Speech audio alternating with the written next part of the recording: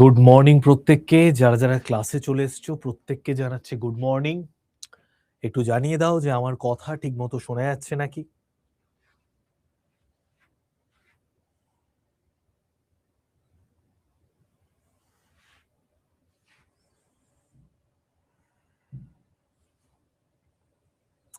Good morning প্রত্যেককে। ঠিক আছে, চলো শুরু করা যাক। তো আজকে আমরা কোথা থেকে পড়াশোনা করব বলেছিলাম?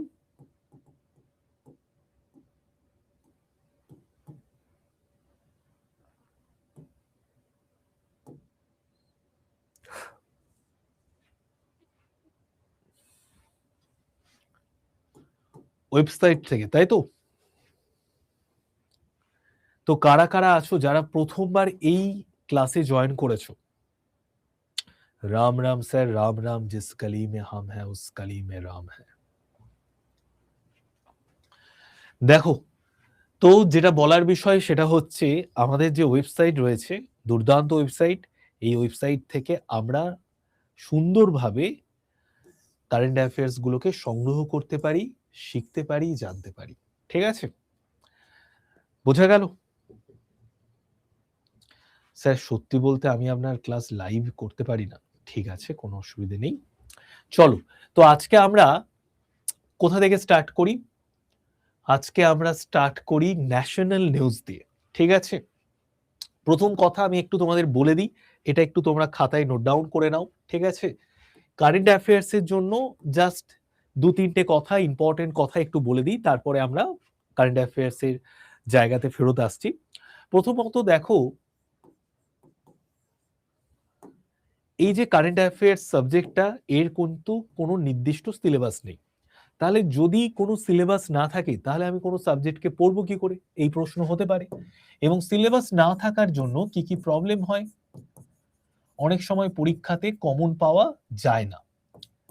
কিন্তু তোমাকে ওভারঅল সমস্ত কারেন্ট অ্যাফেয়ার্সটাকে, ইম্পর্টেন্ট কারেন্ট অ্যাফেয়ার্স গুলোকে দেখে যেতে হবে। তাহলে ওভারঅল ইম্পর্টেন্ট কারেন্ট অ্যাফেয়ার্স গুলোকে তুমি পড়ে যাবে। এবার পরীক্ষাতে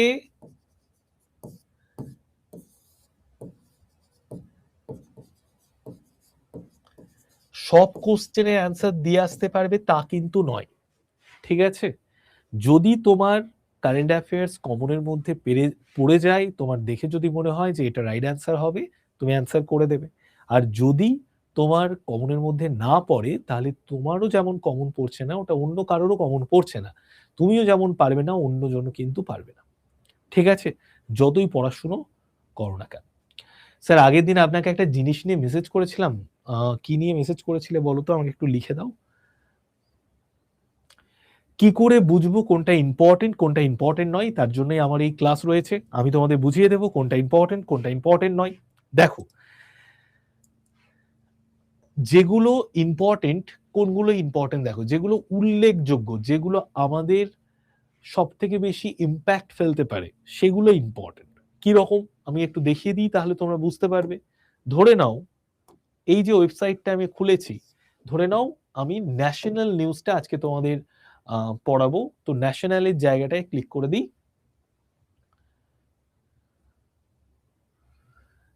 ন্যাশনাল কোথায় গেল? এই যে ন্যাশনাল। এইবার দেখো ন্যাশনালের মধ্যে কি কি ইম্পর্টেন্ট। দেখো,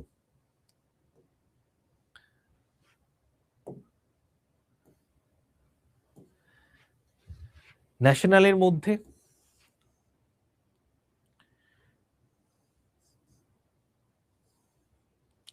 এটা important. India recognise 55,200 startups in financial year 2026। ঠিক আছে, highest ever under startup India initiative. তো দেখো, ইন্ডিয়া রেকগনাইজ করেছে। স্টার্টআপ ইন্ডিয়া উদ্যোগের অধীনে 2026 যে অর্থবর্ষ, সেই 2026 অর্থবর্ষে ভারত 55,200-রও বেশি স্টার্টআপকে স্বীকৃতি দিয়েছে, যা এযাবৎ কালের মধ্যে সর্বোচ্চ। তো এটা আমাদের খুব ইম্পর্টেন্ট একটা নিউজ, এবং এটাকে খুব সহজেই আমরা মনে রাখতে পারবো। তো দেখো 2015 সালের দিকে স্টার্ট আপ ইন্ডিয়া বলে একটা ক্যাম্পেইন চালু করা হয়েছিল, কারণ আমাদের দেশে কর্মসংস্থান কখন বাড়বে? যখন আমাদের দেশে আরো অনেক নতুন নতুন কোম্পানি তৈরি হবে, স্টার্ট আপ কোম্পানি তৈরি হবে। আমাদের দেশ যখন বিভিন্ন প্রোডাক্টকে এক্সপোর্ট করতে পারবে এবং আমাদের দেশের চাহিদা আমাদের দেশে তৈরি হওয়া স্টার্ট আপ কোম্পানিগুলো যখন পূর্ণ করতে পারবে, তখনই কিন্তু আমাদের দেশ গ্রোথ পাবে। যত বেশি কোম্পানি থাকবে, যত বেশি প্রোডাক্ট বিক্রি হবে, তত আমাদের সরকারের ঘরে রাজস্ব আসবে। যত বেশি স্টার্ট আপ ইকোসিস্টেম সরকার থেকে সাপোর্ট দেওয়া হবে, কারণ দেখো একটা স্টার্ট আপ কোম্পানিকে গড়ে তোলার জন্য তো সরকারের সাপোর্ট লাগে। সরকার বিভিন্ন রকম লোন থেকে শুরু করে স্টার্ট আপ যে কোম্পানিগুলো সেগুলোকে সাপোর্ট দিচ্ছে, এবং 2025-26 অর্থ বছরের মধ্যে ইন্ডিয়া সব থেকে বেশি স্টার্ট আপ কোম্পানিকে স্বীকৃতি দিয়েছে। তো দেখো 55,200-রও বেশি স্টার্ট আপ ইন্ডিয়া উদ্যোগের অধীনে 2026 অর্থবর্ষে, মানে 2025-26 যে অর্থবর্ষ, সেই 2025-26 অর্থবর্ষে 55,200-রও বেশি স্টার্ট আপকে স্বীকৃতি দেওয়া হয়েছে, যা স্টার্ট আপ ইন্ডিয়া উদ্যোগে চালু হওয়ার পর সর্বোচ্চ। ঠিক আছে, এইবার দেখো এখানে লিখে দিয়েছে ভারতের ক্রমবিকশমান স্টার্ট আপ ইকোসিস্টেম এবং উদ্ভাবন ও উদ্যোক্তা তৈরিতে সহায়ক শক্তিশীল নীতিগত সমর্থনের এটা প্রতিফলন। মানে ভারত যে কন্টিনিউ গ্রো করছে, গ্রোয়িং কান্ট্রি, এবং আমাদের দেশ কি ডেভেলপ কান্ট্রি নয়, আমাদের কিন্তু ডেভেলপিং কান্ট্রি। ঠিক আছে স্যার, আপনি অ্যান্সারটা দিলেন না, আমি দেখতেই পাইনি তোমার কোশ্চেন। বইটা 10 দিনের মধ্যে চলে আসবে। ঠিক আছে, ঠিক আছে, আমি রিতম দেখে নিচ্ছি তুমি কি ভয়েস করেছো, আরেকবার আমাকে লিখে দাও যে স্যার আরেকবার একটু শুনে নিন, আমি দেখে নিচ্ছি ক্লাসের পর। তো দেখো 55,200-রও বেশি স্টার্ট আপকে কিন্তু স্বীকৃতি দিয়েছে। আচ্ছা এইবার দেখো 2016 সালের 16ই জানুয়ারি স্টার্ট আপ ইন্ডিয়ার লক্ষ্য ছিল বিভিন্ন রকম স্টার্ট আপ ইকোসিস্টেমের পরিবেশকে তৈরি করা। যে কোনো একটা কোম্পানি যখন বিল্ড হচ্ছে, সেই কোম্পানিটার বিভিন্ন কিছু নিয়ম কানুন আইনের মধ্য দিয়ে সেই কোম্পানিটাকে চলতে হয়, বিভিন্ন রকম রেজিস্টারের বিষয় রয়েছে, সেই সমস্ত নিয়ম কানুনগুলোকে সহজ করা, এবং স্টার্ট আপে যাতে বেশি করে বিনিয়োগ করে তার জন্য কিন্তু যারা বিনিয়োগকারী রয়েছেন, ইনভেস্টর যারা রয়েছেন, তাদেরকে আকর্ষিত করা। ঠিক আছে, 2025 সালের এপ্রিল মাসে, তোমাদের মনে আছে কিনা জানি না, স্টার্ট আপ মহাকুম্ভ হয়েছিল, মনে আছে? 2025 সালের এপ্রিল মাসে নিউ দিল্লিতে স্টার্ট আপ মহাকুম্ভ হয়েছিল, যে স্টার্ট আপ মহাকুম্ভে কিন্তু প্রায় 1000-এর উপর ইনভেস্টররা এসেছিলেন এবং বিভিন্ন স্টার্ট আপ কোম্পানিগুলো এসেছিল সেই কোম্পানিগুলো কিভাবে আরো গ্রো করতে পারে সেইগুলোকে জানার জন্য। ঠিক আছে, মনে আছে? বাহ, ভেরি গুড। চলো দেখো, সরকারি তথ্য অনুযায়ী এই স্বীকৃত স্টার্ট আপ গুলো থেকে 23.36 লক্ষেরও বেশি প্রত্যক্ষ কর্মসংস্থান সৃষ্টি হয়েছে। প্রত্যক্ষ, পরোক্ষভাবে নয়, একদম সরাসরি এই স্টার্ট আপ কোম্পানিগুলো 23,36,000 মানুষের কিন্তু কর্মসংস্থানের সুযোগ করে দিয়েছে। ঠিক আছে, মহানগরী থেকে শুরু করে ছোট শহর পর্যন্ত উদ্যোক্তাদের নতুন উদ্যোগগুলোকে নতুন নতুন সুযোগ তৈরি করেছে এবং অন্তর্ভুক্তিমূলক প্রবৃদ্ধিকে সমর্থন করেছে। তো জাস্ট এগুলোই আমাদের জানার বিষয়। আমাদের আরেকটা জায়গা দেখো, আমাদের স্টার্ট আপ ইকোসিস্টেমটাকে বুস্ট করার জন্য ভারত সরকার থেকে ক্রেডিট গ্যারান্টি স্কিম চালু করা হয়েছিল, যে ক্রেডিট গ্যারান্টি স্কিমের মধ্যে দিয়ে একজন ঋণ গ্রহীতা, মানে যিনি ঋণ নিচ্ছেন, তিনি 10 কোটি টাকা পর্যন্ত ঋণ পেতেন, সেটাকে আরো বাড়িয়ে 20 কোটি টাকা পর্যন্ত করা হয়েছিল। ঠিক আছে, আর ঋণদাতাদের যে বার্ষিক গ্যারান্টি ফি সেটাও কিন্তু কমানো হয়েছিল। তো এই রকম স্টার্ট আপ ইকোসিস্টেমের যে সুবিধা সেটা কিন্তু ভারত সরকার থেকে দেয়া হচ্ছে। ঠিক আছে, চলো তাহলে এটা আমরা বুঝতে পারলাম, এটা আমাদের কাছে খুব ইম্পর্টেন্ট একটা নিউজ, এবং এই নিউজটা বলো, এটা দেখে বুঝতে পারছো যে এটা আমাদের ইম্পর্টেন্ট নিউজ। তো এটাকে আমাদের মনে রাখতে হবে, 2025-26 অর্থবর্ষে ভারতবর্ষে এযাবৎ কালের মধ্যে সব থেকে বেশি স্টার্ট আপকে স্বীকৃতি দিয়েছে, যেটার নাম, যেটা হচ্ছে 55,200টি ওপরে স্টার্ট আপকে স্বীকৃতি দিয়েছে। বোঝা গেল?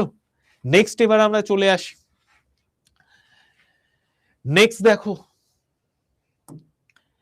আহমেদাবাদের যে কানকারিয়া কোচিং ডিপোট রয়েছে, সেই কানকারিয়া কোচিং ডিপোটে আমরা একটা নিউজ পেয়েছি, নিউজটা সম্পর্কে জেনে নিই। আহমেদাবাদের যে কাংকারিয়া কোচিং ডিপো সেটা ভারতের প্রথম জলনিরপেক্ষ রেল ডিপো হয়েছে, ঠিক আছে। তো এই সম্পর্কিত যাবতীয় তথ্যটা আমরা একটু জেনে নিই।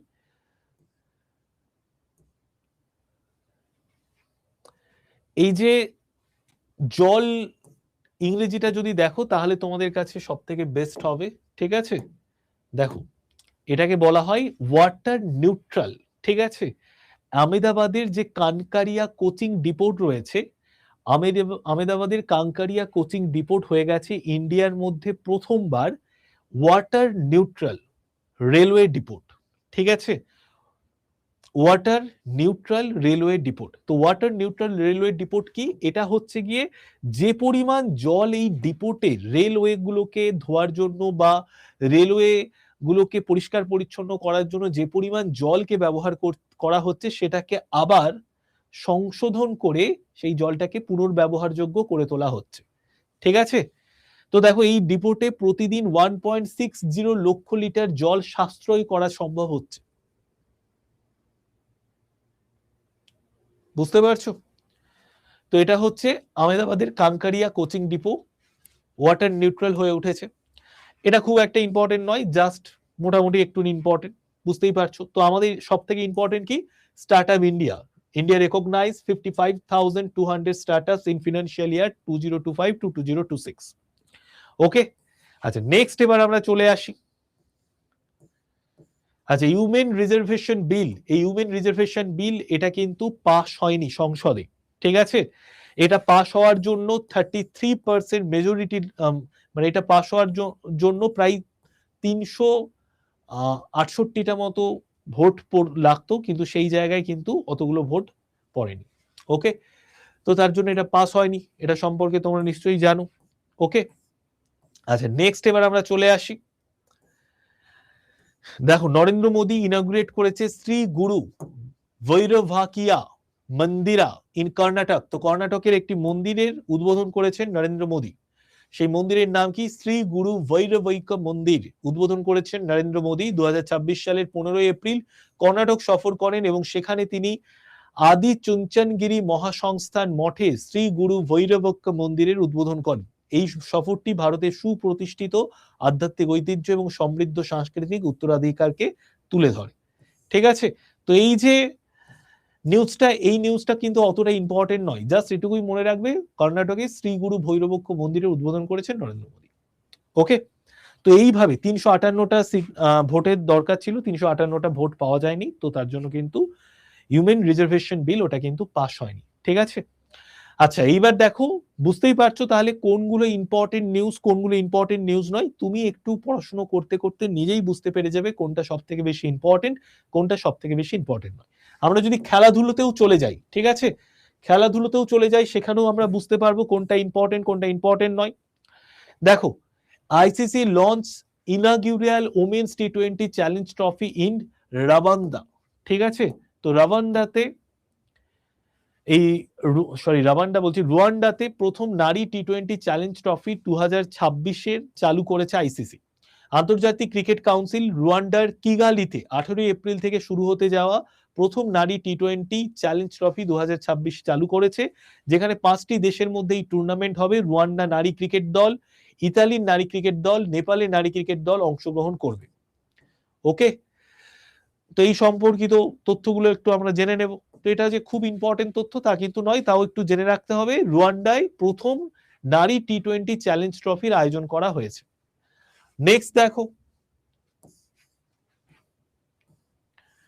নেক্সট দেখো এই দুটো নিউজ আমাদের কাছে important. ICC women's player of the month for March, ICC women's player of the month for March কে হয়েছেন? মিলি কেয়ার, তিনি হচ্ছেন আমাদের নিউজিল্যান্ডের প্লেয়ার। আর এদিকে দেখতে পাচ্ছ সঞ্জু স্যামসন, তিনি ICC men's player of the month for March হয়েছেন। Sanju Samson wins ICC men's player of the month for March. Okay, তো এইভাবে যেগুলো আমাদের ইম্পর্টেন্ট নিউজ সেইগুলোকে আমরা ছোট্ট ছোট্ট করে একটু একটু খাতায় লিখে রাখবো, যে এরকম লিখে দেবে ICC women's player of the month for March. তো রাইট আনসার তারপরে ছোট্ট করে লিখে দেবে এই ভদ্রমহিলার নাম মিলি কেয়ার, তারপরে দেখো ICC men's player of the month for March 2026 Sanju Samson. এরকম ভাবে ইম্পর্টেন্ট যে নিউজগুলোকে জাস্ট একটু একটু এক লাইনে লিখে নেবে। তাহলেই কিন্তু সুন্দর করে তোমার কারেন্ট অ্যাফেয়ার্সটা রেডি হবে। আর এই ওয়েবসাইটটাকে বারবার একটু ফলো করবে। এখানে যে নিউজগুলো পাচ্ছ, খবরের কাগজ মানুষ কিরকম পড়ে, খবরের কাগজের মধ্যে কত খবর থাকে, কিন্তু খবরের কাগজগুলোকে পড়ার পর তোমাকে যদি খবরের কাগজ থেকে কোশ্চেন করা হয়, তুমি কি সামান্য অ্যান্সার গুলো দিতে পারবে না? অবশ্যই দিতে পারবে। তো সেরকমই তোমাকে খবরের কাগজের মতো করে এই ওয়েবসাইট গুলোকে ফলো করতে হবে। এখানে দেখো, তুমি যদি প্রতিদিন একবার করে মোটামুটি একটা সপ্তাহ যদি কন্টিনিউ ফলো করো, তাহলে দেখবে যে খুব সুন্দরভাবে তোমার কারেন্ট অ্যাফেয়ার্স কিন্তু রেডি হয়ে যাচ্ছে। বলো, বোঝাতে পারছি? প্রত্যেকে একটু জানিয়ে দাও বুঝতে পারছো নাকি। কতক্ষণ পড়বে? জাস্ট বেশিক্ষণ না, 15 থেকে 20 মিনিট দিনে ওয়েবসাইটটার উপরে দিয়ে দাও, তাহলেই যথেষ্ট। 15 থেকে 20 মিনিট। ঠিক আছে, আমি জাস্ট একটু জল খেয়ে আসছি 1 মিনিটে। ওকে।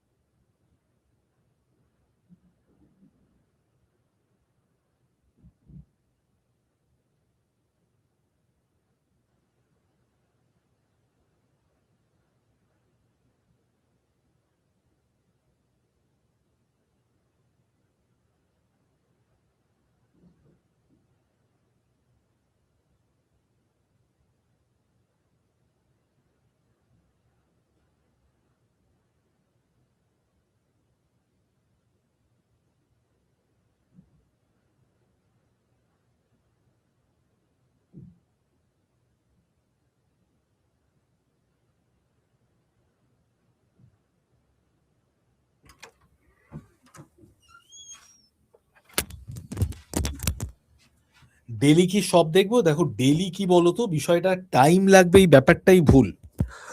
তোমাকে একটা ইন্টারেস্ট নিয়ে পড়তে হবে। তুমি কি খবরের কাগজ কাউকে দেখেছো খুব ব্যস্ত মানুষও খবরের কাগজটা পড়ে? সে বলে যে আজকে আমি খবরের কাগজটা পড়তে পারলাম না, খুব বিজি ছিলাম। ব্যস্ততার মধ্যেও তোমার যদি ইন্টারেস্ট থাকে তাহলে তুমি দেখে নেবে। ঠিক আছে?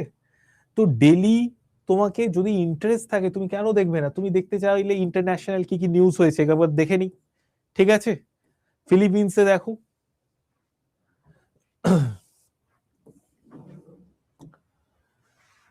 দেখো, তুমি মনে করলে যে ইন্টারন্যাশনাল কি নিউজ গুলো হয়েছে সেগুলো দেখে নি। তো সেমি কন্ডাক্টর যে শিল্প রয়েছে, সেই সেমি কন্ডাক্টর চেনকে আরো শক্তিশালী করার জন্য প্যাক্স সিলিকন উদ্যোগে, দেখো মার্কিন নেতৃত্বাধীন প্যাক্স সিলিকা যে উদ্যোগ, সেই উদ্যোগে যোগদান করেছে ফিলিপিন্স। ওকে। দেখো, সেমিকন্ডাক্টর, এআই, গুরুত্বপূর্ণ খনিজ পদার্থের বৈশ্বিক দিক থেকে সরবরাহ, এই সমস্ত যে বিষয়গুলো, সেইগুলোকে আরো নিজেদের মধ্যে সম্পর্কটাকে জোরদার করার জন্য প্যাক্স সিলিকাতে যোগদান করেছে কোন দেশ? ফিলিপিন্স।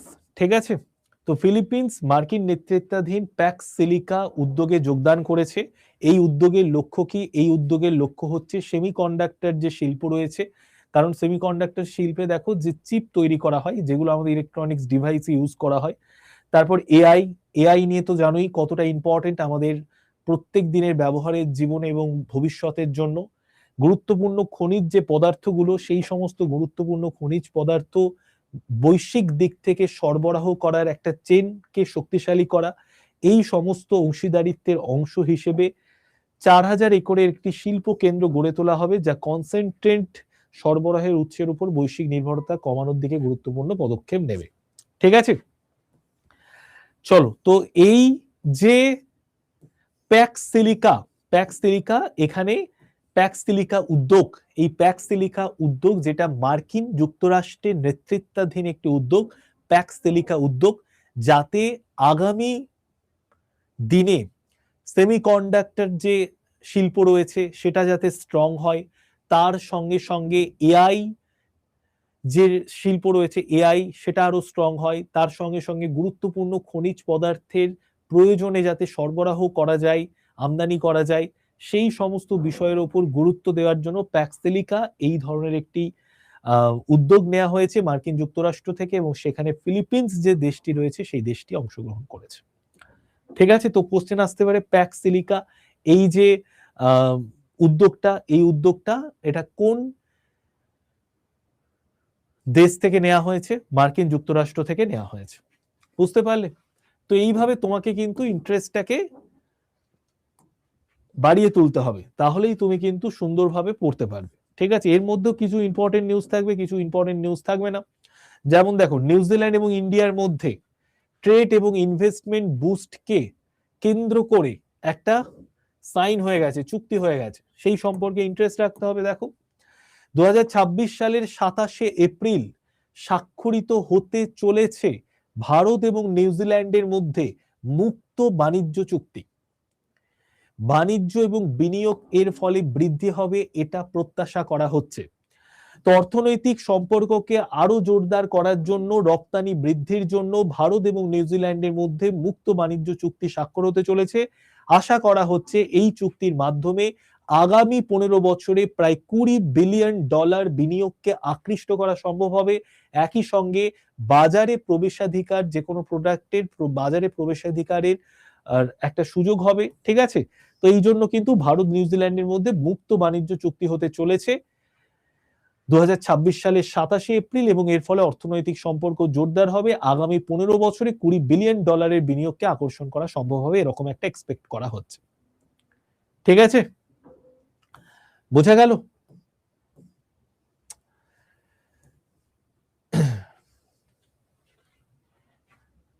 নেক্সট এবার আমরা চলে আসি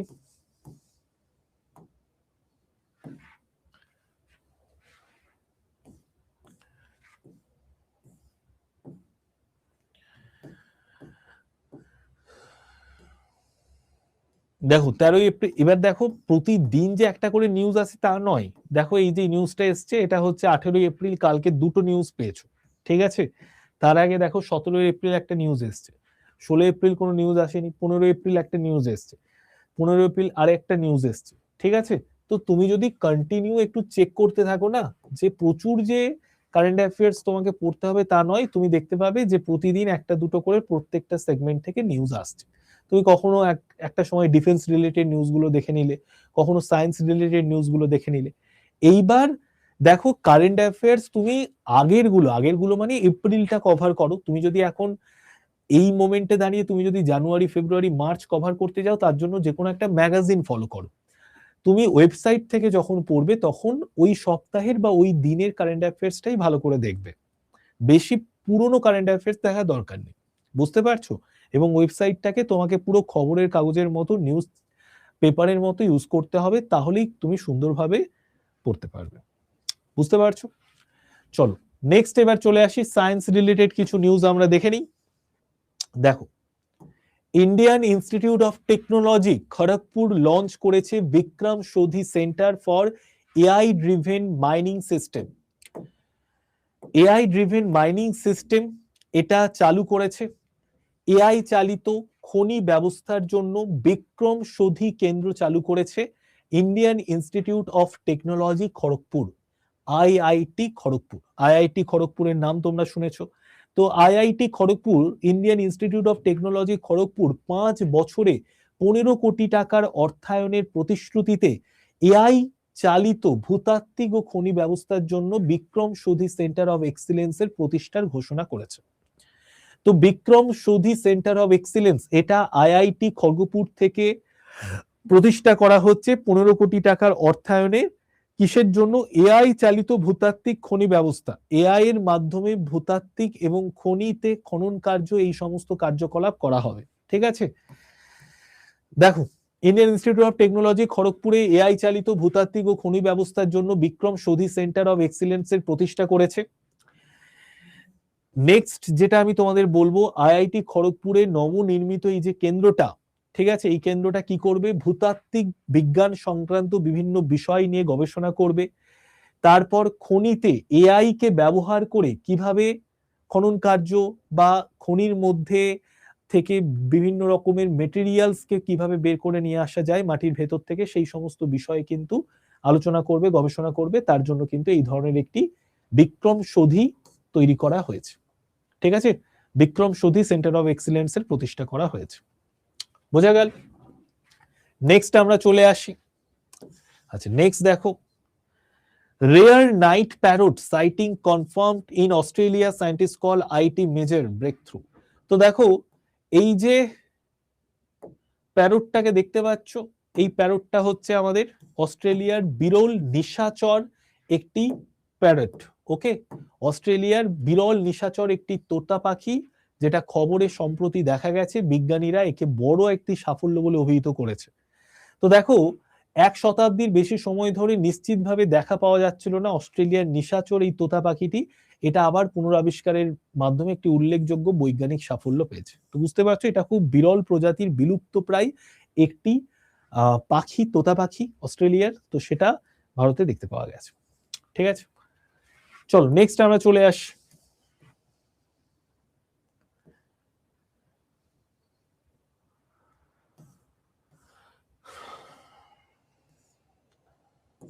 আচ্ছা, তোমরা নিশ্চয়ই জানো যে NASA mark historic milestone with successful Artemis 2 crew return. তো আর্টেমিস 2 এই যে মিশনটা, এই মিশনটা নাসা থেকে চালু করা হয়েছিল। তারা আবার পৃথিবীতে ফেরত এসেছে 50 বছর পর। এরকম ধরনের একটি মিশন চালু করা হয়েছিল। ঠিক আছে, তো এই রিলেটেড নিউজগুলো দেখে নিতে হবে। আচ্ছা, নেক্সট আমরা চলে আসি। নেক্সট হচ্ছে দেখো, আচ্ছা দেখো, United Arab Emirate introduce world's first 10G internet network using U6GHz spectrum. তো দেখো, ইউনাইটেড আরব এমিরেটস, এখন আমরা কি ইউজ করি, আমরা 5G নেটওয়ার্ক ইউজ করি। আর United Arab Emirates U6 GHz spectrum ব্যবহার করে বিশ্বের প্রথম 10G ইন্টারনেট নেটওয়ার্কে চালু করেছে। তাহলে 10G নেটওয়ার্কে চালু করেছে কোন দেশ? 10G নেটওয়ার্ক চালু করেছে ইউনাইটেড আরব এমিরেটস। ঠিক আছে, যেটা অত্যন্ত দ্রুত গতি সম্পন্ন একটি নেটওয়ার্ক। ওকে, উন্নত প্রযুক্তি এবং ভবিষ্যতে 6G সংযোগের পথকে আরো প্রশস্ত করবে 10G নেটওয়ার্ক চালু করেছে সংযুক্ত আরব এমিরেট। ঠিক আছে, নেক্সট এবার আমরা চলে আসি। তো ইন্টারেস্ট নিয়ে তোমাদের পড়াশোনা করতে হবে, তাহলেই দেখবে জিনিসগুলোকে খুব সুন্দর করে মনে রাখতে পারছো। ঠিক আছে, আচ্ছা দেখো, মিশন মিত্রা সম্পর্কে আমরা একটু জেনে নিই। মিশন মিত্র এটা কিন্তু ইসরোর একটি মিশন। ওকে, দেখো, মিশন মিত্র কি? গগনযানের জন্য ইসরোর নতুন একটা পরীক্ষা, মহাকাশচারীদের সহনশীলতা, মানে গগনযান, এই গগনযানের জন্য একটা পরীক্ষা চলছে যেটার নাম মিশন মিত্র। এটা কোথায় হচ্ছে? লাদাখে হচ্ছে।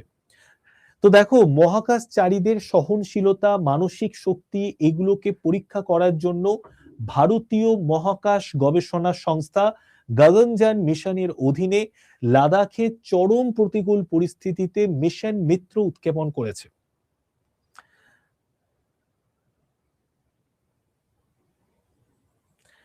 কারেন্ট অ্যাফেয়ার্স ইন্টারেস্টিং লাগে না স্যার? জানি না কেন। দেখো, দেশের ডেভেলপমেন্ট হচ্ছে, আমাদের যা যা কারেন্ট অ্যাফেয়ার্স পড়ছি সমস্তগুলোই তো ডেভেলপমেন্ট, দেশ কতটা এগোচ্ছে সেটাকে নিয়ে। তো দেশের ডেভেলপমেন্ট নিয়ে তোমার যদি ইন্টারেস্ট থাকে, কোথায় কি ডেভেলপ হচ্ছে, কোথায় কি ঘটনা ঘটছে, সেগুলো নিয়ে যদি ইন্টারেস্ট থাকে, ডেফিনেটলি তোমার কারেন্ট অ্যাফেয়ার্স মনে থাকবে। দেখো, তো মহাকাশচারী যারা রয়েছেন তাদের সহনশীলতা এবং মানসিক শক্তিকে পরীক্ষা করার জন্য ভারতীয় মহাকাশ গবেষণা সংস্থা গগনযান মিশনের অধীনে লাদাখে চরম প্রতিকূল পরিস্থিতিতে মিশন মিত্র উৎক্ষেপণ করেছে। তো ভারতের গগনযান মিশনে লাদাখে চরম প্রতিকূল পরিস্থিতিতে মিশন মিত্র নামক এক অনন্য পরীক্ষা শুরু করেছে।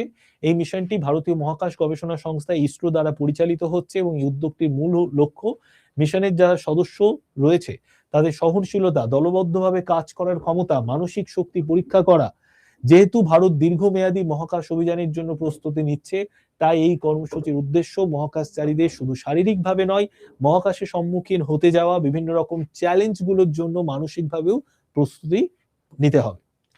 ঠিক আছে, তো লাদাখে মিশন মিত্র হচ্ছে লাদাখের বর্তমান যে উচ্চভূমি অঞ্চল, সেখানে হচ্ছে লাদাখ তার কঠোর জলবায়ু, অক্সিজেনের স্বল্পতা, বিচ্ছিন্নতার জন্য পরিচিত। এই পরিস্থিতিগুলো দেখতে মহাকাশের সম্মুখীন হওয়া প্রতিবন্ধকতার মতোই এই কর্মসূচিতে ইসরোর হিউম্যান স্পেস ফ্লাইট সেন্টার গবেষণা দল ও বিশেষজ্ঞদের সহযোগিতায় পরিচালনা করা হচ্ছে। নির্বাচিত এই 4 জন মহাকাশচারী লেতে আবহাওয়ার সাথে খাপ খাইয়ে নেওয়ার পরে এই অভিযানে অংশগ্রহণ করতে পারবে।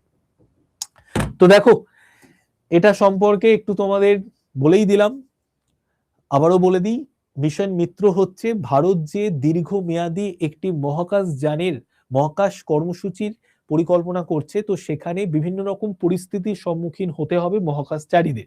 তারা যাতে আগে থেকে নিজেদেরকে ঠিক মতো ভাবে প্রিপেয়ার রাখতে পারে, তার জন্য একটা লাদাখে চরম প্রতিকূল পরিস্থিতির মধ্যে কর্মসূচি হচ্ছে, যাতে মহাকাশচারীরা যে সমস্ত মহাকাশের মধ্যে থাকা অবস্থায় চ্যালেঞ্জের মুখোমুখি হবে, সেই চ্যালেঞ্জগুলোকে অ্যাকসেপ্ট করে এগিয়ে যেতে পারে, তার জন্য মিশন মিত্র চালু করা হয়েছে ইসরো থেকে।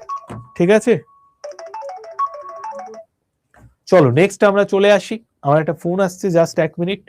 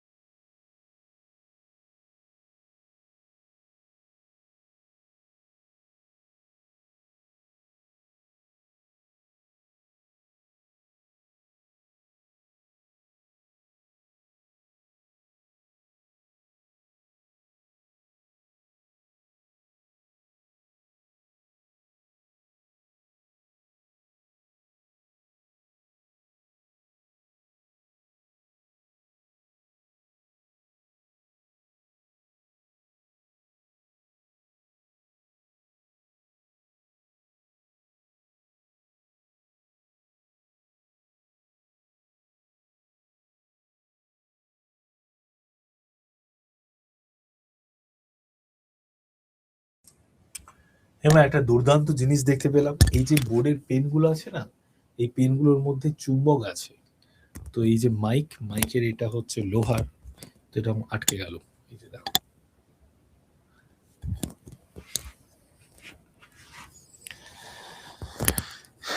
চলো নেক্সট আমরা চলে আসি। তাহলে এবারে এখানে এরকম রেখে দেবো, পেনগুলোকে সুন্দর রাখা যাবে, পড়ানোর সময় এখান থেকে নিয়ে নেবো। নেক্সট আমরা চলে আসি।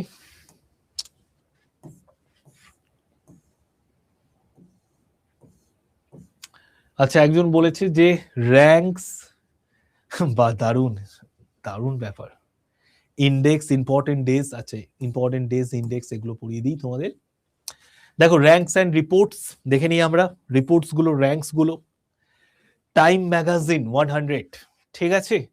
তো world most influential people and কি ট্রেন্ডস, টাইম 100 2026 অনুযায়ী আমরা যা দেখতে পাচ্ছি সেগুলো একটু দেখে নিই।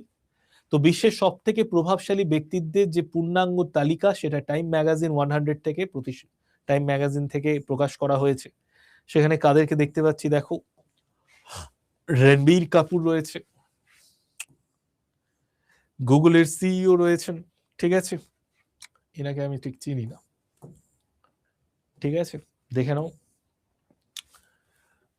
টাইম 100 তালিকাটি বিশ্বজুড়ে বিভিন্ন ক্ষেত্রে প্রভাবশালী ব্যক্তিদের স্বীকৃতি দেওয়ার ঐতিহ্যকে অব্যাহত রাখে। আচ্ছা, এইবার দেখো, 14 বারের মতো সি জিনপিং, মার্কিন president Donald Trump, Benjamin Netanyahu, Claudia Sheinbaum, এরা সমস্ত চলে এসছে। আচ্ছা, এইবার দেখো যে ব্যবসায় এআই প্রযুক্তির দিক থেকে সুন্দর পিচাই, মিস্টার বিস্ট, ইনি হচ্ছেন একজন ইউটিউবার আমি যতটা জানি, আর মাইকেল ডেল, এনারা রয়েছেন, ঠিক আছে। আর বিনোদন সাংস্কৃতিক জগতে Ranbir Kapoor, Ben Stiller, Dakota Johnson, এরা রয়েছেন, ঠিক আছে।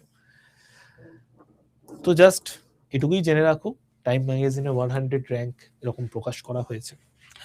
আচ্ছা, এইবার চলে আসি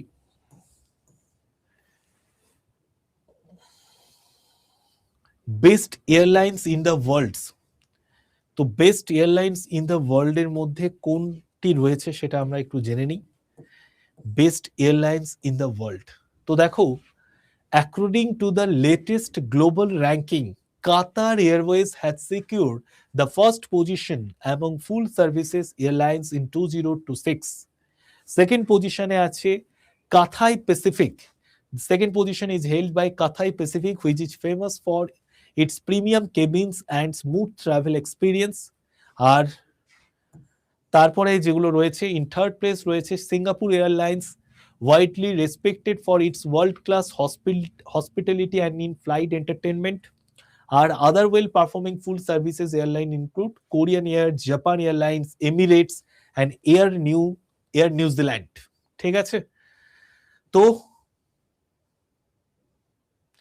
হ্যাঁ, ইউটিউবার আর খুব ভালো মানুষ ও খুব হেল্পফুল মিস্টার বিস্ট। আচ্ছা আচ্ছা, তো দেখো, যেটা আমরা জানতে পারছি সেটা হচ্ছে 2026 সালে বেস্ট এয়ারলাইন্স,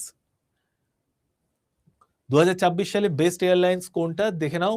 একদম ফার্স্ট গ্লোবাল র্যাঙ্কিং এর দিক থেকে রয়েছে Qatar Airways, first position secure করেছে excellent onboard service, comfortable seating এবং হাই কোয়ালিটির ফুডের জন্য।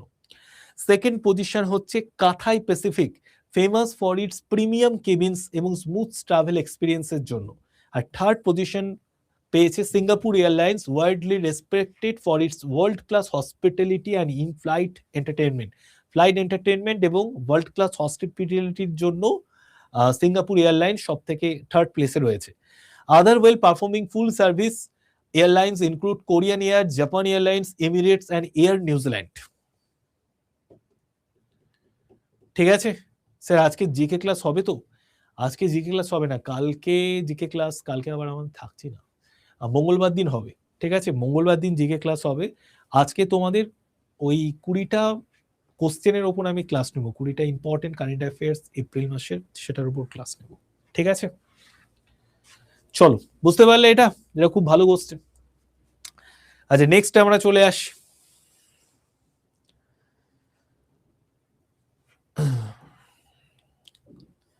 দেখো 2026-এ এখনো পর্যন্ত সব থেকে হাইয়েস্টে কে রয়েছে দেখো, rich list. Elon Musk still number 1, Ambani tops এশিয়ার মধ্যে টপে রয়েছে আম্বানি আর শাহরুখ খান। দেখো, এই সম্পর্কিত ডিটেলস গুলো দেখে নিই। গ্লোবাল রিচ লিস্ট, এই গ্লোবাল রিচ লিস্ট 2026 অনুযায়ী আমরা যেটা দেখতে পাচ্ছি, ইলন মাস্ক তিনি বিশ্বের সব থেকে ধনী ব্যক্তি রয়েছেন এখনো পর্যন্ত। মুকেশ আম্বানি এশিয়ার সব থেকে ধনী ব্যক্তি রয়েছেন এখন। আর এই তালিকায় বিশ্বজুড়ে 4000-এর বেশি বিলিয়নিয়ারের নাম নথিভুক্ত করা হয়েছে, যেখানে ল্যারি পেজ শীর্ষ 3-এ প্রবেশ করেছেন। শাহরুখ খান $1.3 বিলিয়ন মোট সম্পদ নিয়ে পুনরায় তালিকায় ফেরত এসেছেন। ঠিক আছে,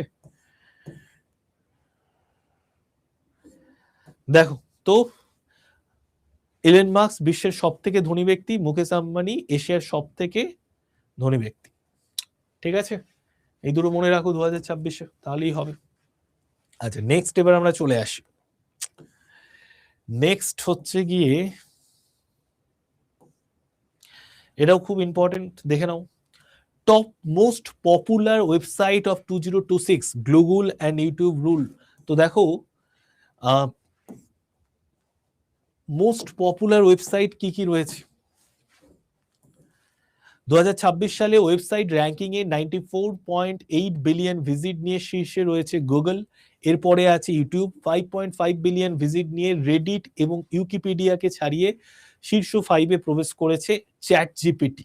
ঠিক আছে, তো উইকিপিডিয়া, রেডিট এইগুলোকে 5.5 বিলিয়ন ভিজিট নিয়ে রেডিট, উইকিপিডিয়াকে ছাড়িয়ে শীর্ষ 5-এর মধ্যে প্রবেশ করে গেছে চ্যাট জিপিটি। এখন তোমরা নিশ্চয়ই জানো, কোনো কিছু জানার জন্য চ্যাট জিপিটিতে কিছু সার্চ করলেই সঙ্গে সঙ্গে চলে আসে। ঠিক আছে, ওকে,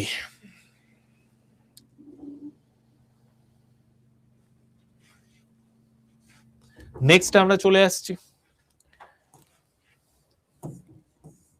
এইভাবে র্যাঙ্ক রিপোর্টস গুলো তোমাদের পড়তে হবে। আচ্ছা, এবার আমরা একটু ইম্পর্টেন্ট ডেজ গুলো দেখে নিই। এই যে ইম্পর্টেন্ট ডেজ দেখো, ওয়ার্ল্ড হেরিটেজ ডে আমরা কোন দিন পালন করি? 18ই এপ্রিল। ঠিক আছে, 18ই এপ্রিল ওয়ার্ল্ড হেরিটেজ ডে আমরা পালন করে থাকি। আমাদের গোটা পৃথিবীতে যে সমস্ত ঐতিহ্যবাহী স্মৃতিস্তম্ভ, স্থান এগুলো রয়েছে, সেইগুলোর ওপর বেশি করে যাতে গুরুত্ব দেওয়া হয় তার জন্য আমরা ওয়ার্ল্ড হেরিটেজ ডে পালন করি 18ই এপ্রিল। ঠিক আছে, international day for monuments and sites, world heritage day কবে? 18ই এপ্রিল। Very good. নেক্সট দেখো, ওয়ার্ল্ড ভয়েস ডে, এটা আমরা কবে পালন করি? 16ই এপ্রিল পালন করি ওয়ার্ল্ড ভয়েস ডে। এইবার কি থিম ছিল? Caring for our voice, caring for our voice ছিল এইবারের থিম। ঠিক আছে, caring for our voice. Next আমরা চলে আসি, আচ্ছা পয়লা বৈশাখ, এটা তো 15ই এপ্রিল, আমাদের বাংলা নববর্ষ। ঠিক আছে, আচ্ছা এইবার দেখো বহাগ বিহু 2026, বহাগ বিহু মানে এটা উড়িষ্যারও কিন্তু নববর্ষ, বহাগ বিহু পালন করা হয়। নেক্সট দেখো তামিল নিউ ইয়ারও কিন্তু পালন করা হয় 14ই এপ্রিল, তামিল নিউ ইয়ার।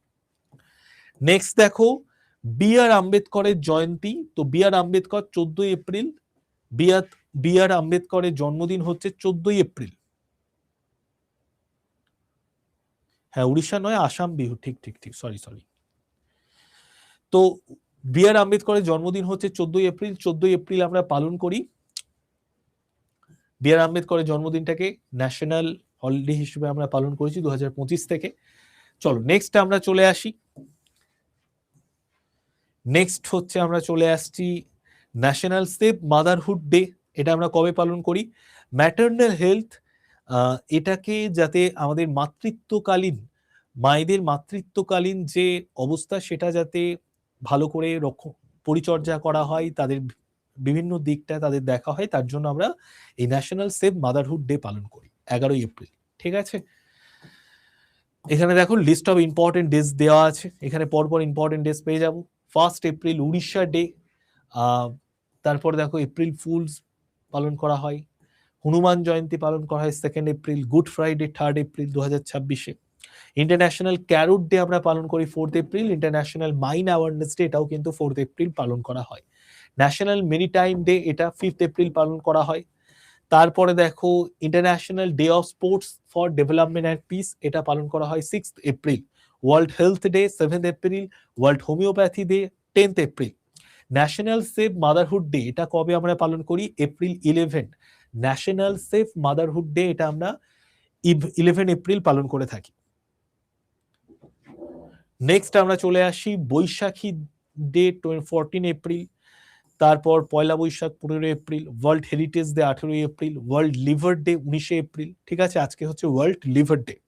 ওকে, নেক্সট দেখো ন্যাশনাল সিভিল সার্ভিস ডে, এটা হচ্ছে 21 April, national civil service day. World earth day এটা হচ্ছে 22 April, world book and copyright day 23 April, English language day 23 April, national Panchayati Raj day, Panchayati Raj দিবস এটা আমরা 24 এপ্রিল পালন করে থাকি। World day for animals in laboratories এটা আমরা 24 এপ্রিল পালন করি। World malaria day 25 April, world penguin day 25 April, world intellectual property day 26 April, world tapir day এটা 27 April, international dance day 29 April, world veterinary day এটা আমরা পালন করি 30 April. ঠিক আছে, 2025 থেকে আমরা পালন করছি ন্যাশনাল হলিডে, আম্বেদকরের জন্মদিনটাকে ন্যাশনাল হলিডে 2025 থেকে পালন করছি। চলো, তো আজকের ক্লাস এতটা অবধি। দেখো আমরা যে ওয়েবসাইটটা, এটা তো আমরা পড়ালাম বলে আরো একটু বেশি টাইম লাগলো, তোমরা যদি নিজেরা একটু পড়তে থাকো, প্রথম দেখো একটু বেশি টাইম লাগবে, কিন্তু আস্তে আস্তে দেখবে এটাকে তুমি মানে নিজের আয়ত্তের মধ্যে নিয়ে আসতে পারছো। তো তার জন্য আমি বলবো আমাদের ওয়েবসাইটটাকে ভালো করে ফলো করো, প্রতিদিনই 15-20 মিনিট করে ওয়েবসাইটটাকে ফলো করো, খবরের কাগজের মতো, নিউজ চ্যানেলের মতো ওয়েবসাইটটাকে দেখো, এখান থেকে অনেক অনেক কিছু শিখতে পারবে। ঠিক আছে, চলো তো, হ্যাঁ অবশ্যই দেখে বলে দিচ্ছি রিতম। তো কেমন লাগলো ক্লাস অবশ্যই জানিও, ক্লাস যদি ভালো লাগে প্রত্যেকে 5 স্টার রেটিং দিয়ে দিও। নেক্সট ক্লাসে আবার তোমাদের সঙ্গে দেখা হবে, সবাই ভালো থেকো, টাটা বাই বাই। আর প্রতিদিন সকাল 8টায় ডেলি কারেন্ট অ্যাফেয়ার্স এর ক্লাস হয় আড্ডা 24/7 বেঙ্গলি চ্যানেলে। Tata bye bye.